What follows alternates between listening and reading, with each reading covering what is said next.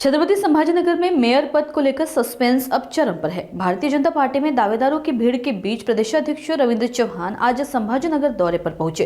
उन्होंने स्थानीय पदाधिकारियों के साथ बैठक की। जिलाध्यक्ष किशोर शितोले ने बताया कि आज ही गठ नेता और मेयर पद के नाम तय किए जाएंगे। तय नाम वरिष्ठ नेतृत्व को भेजे जाएंगे और कल बीजेपी का गठ नेता घोषित होगा। आइए सुनते क्या कहना है गठ नेता और मेयर पद को लेकर शुरू सस्पेंस पर किशोर शितोले की प्रतिक्रिया।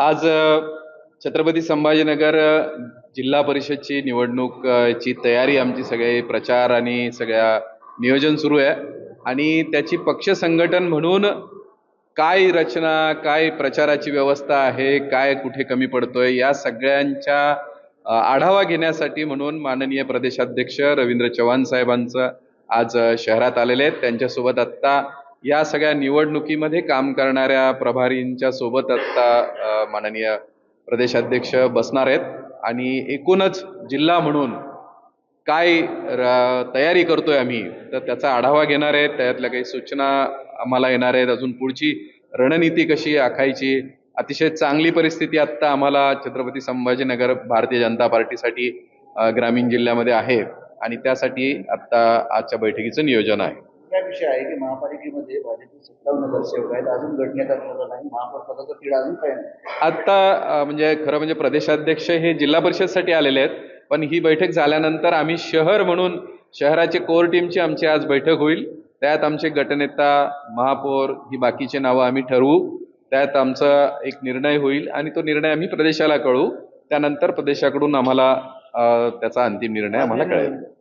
आमच्या कोर टीमचा आज निर्णय झाला की आम्ही प्रदेशाला कळवल्यानंतर आम्हाला तो अंतिम आदेश आज कळेल। उद्या किंवा परवा आम्ही गट स्थापना करू। महापौर पदासाठी काहीतरी सर्वे वगैरे पण सुरू आहे, कोण योग्य कोण अयोग्य अशा पद्धतीची चर्चा आहे काय? सर्वे वगैरे भारतीय जनता पार्टीला करण्याची गरज नाही। अतिशय क्लोज मॉनिटरिंग करणारी पार्टी आहे आमची, त्यामुळे कोणता कार्यकर्ता काय काम करतो हे काही कुणाला विचारून किंवा पाहण्याची गरज भाजपला नसते। अतिशय बारीक लक्ष प्रत्येक कार्यकर्त्यावर असतं, प्रत्येकाची कार्यक्षमता पक्षाला माहीत असते। त्याच्यामुळे आमची यंत्रणा खूप सक्षम आहे आणि त्याच्यामुळे असा कुठलाही सर्वे आम्ही करत नाही।